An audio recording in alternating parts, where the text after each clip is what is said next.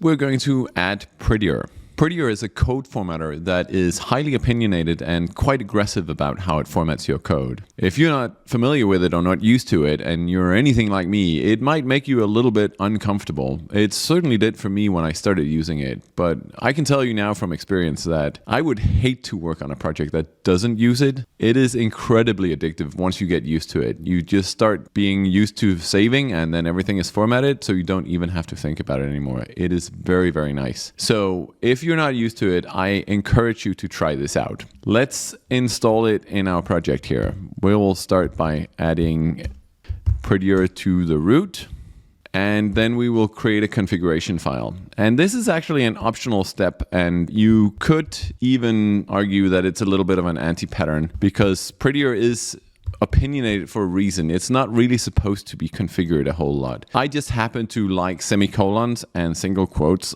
so much that I tend to configure it like this. But this is a very optional step. If you don't like that configuration or you don't care, then definitely don't do this. And I might even add that I've worked personally on other projects with different configurations. And once you're used to working with Prettier, because it formats everything the way it's supposed to be when you save, you just stop caring about whether you used one or the other. And it almost doesn't matter. So this is a very optional step. But we will do the way I normally do right here. And so that is, I like semicolons. So we'll set that to true, and I like single quotes. So we'll set that to true as well. And that is our configuration of Prettier. Now, we want to enforce this formatting on CI. So I like to have Prettier format everything when I save, and I encourage everybody to do that. But in order to make sure that the formatting is kept, we will make ESLint check for it. But ESLint isn't even installed yet, and ESLint is one of the other things that we will have shared configurations for. So I'm going to install that together with a bunch of packages that we need for ESLint. So let me just add that here. Let me just go through these real quick. So ESLint is the linter package itself. Then we add the plugin for Prettier and the configuration for Prettier. And there's a very good reason why these are two separate things, and I'll get into that in a minute. We also add the TypeScript parser for ESLint and the TypeScript plugin for ESLint.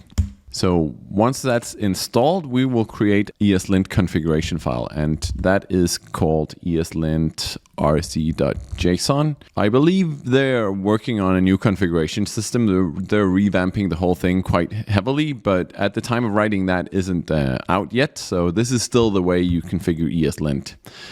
I'm just going to quickly copy the setup that I have from the article, and then we will go through it quickly. So we want this to be the root config. What this means is that ESLint is not going to go up any parent directory and look for configuration files further up. That is both a performance issue, but also, even though you might be tempted to have your own personal preferences sitting in a top folder somewhere that ESLint would always enforce, I think that is a bad way to go about it. Every repository should be completely self-contained, and you want everything to work the same way when you check it out on a new machine as it did the previous machine. So having the root folder contain the root ESLint configuration just seems like the right thing to me. We specify that we're going to be using the TypeScript parser, and we give it some options. This could probably be like latest instead. This is just how I have it set right now. So 2017 ECMA version works fine. Maybe it's time to update that, but we'll leave that be. We're using modules as our source type, and we should use the TS configuration that sits out here. We're then adding the TypeScript ESLint plugin, which adds some TypeScript rules that we're going to be enforcing, and then we add the Prettier plugin.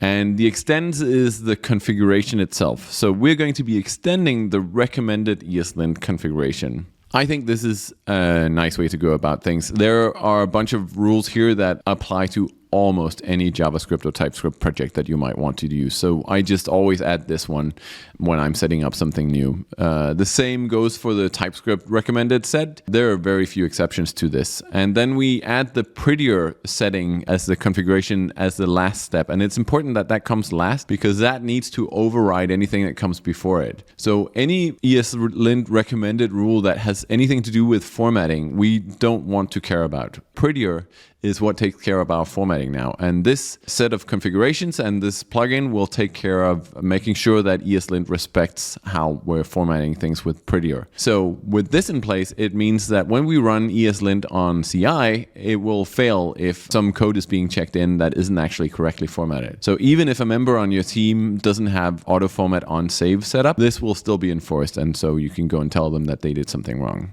We're configuring some rules just a little bit, and the only really thing that really is interesting here is that we're turning off the recommended no unused variables and no undefined variables. And the reason why we're turning these off is that we're enabling the TypeScript equivalents right below it. So with this one, we're configuring it so it works for TypeScript instead, and then we're adding an ignore pattern. I think that it's very nice to allow parameters and variables to be named underscore something, and then have ESLint accept those as, okay, these are not being used anywhere. For whatever reason, they still exist. Maybe it's a parameter that needs to be in place because it's not a name parameter. What's the opposite? A placement parameter. And we need the preceding or the succeeding parameter to be there. Or maybe it's a variable that we're not using at the moment, or for whatever reason, JavaScript needs it in some other way that isn't very explicit. So this is a helpful pattern, I think. Finally, we're disabling the no explicit any because we're going to be using that a little bit here. And you can argue that that is a TypeScript anti-pattern. I think it's okay.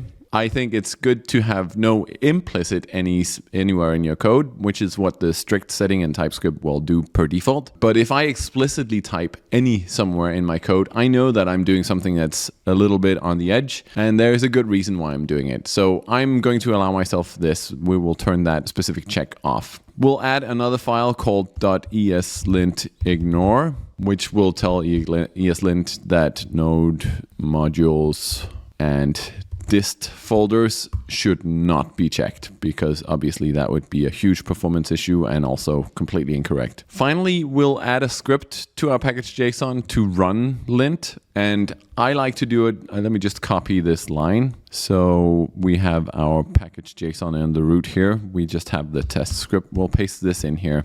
So I like to run ESLint with this formatter called Visual Studio. So the normal formatter for ESLint will sort of group things together by file, and then it would say on line 2 and on line 10 and on line 13 there are errors in this file. With this particular formatter, you will get the file name and then the line number in a parenthesis, which means that you can click on it right down here in the terminal if you're using the built-in terminal in VS Code. So I just think that's a nice little thing. So that's why I specify this in my lint rule here. Then we specify that it needs to run through TS and TSX extensions. That is just what we need to do here. If you want to keep learning about how to build real-world apps with the latest technologies and other career-related topics, then start right now by subscribing to our channel and liking this video.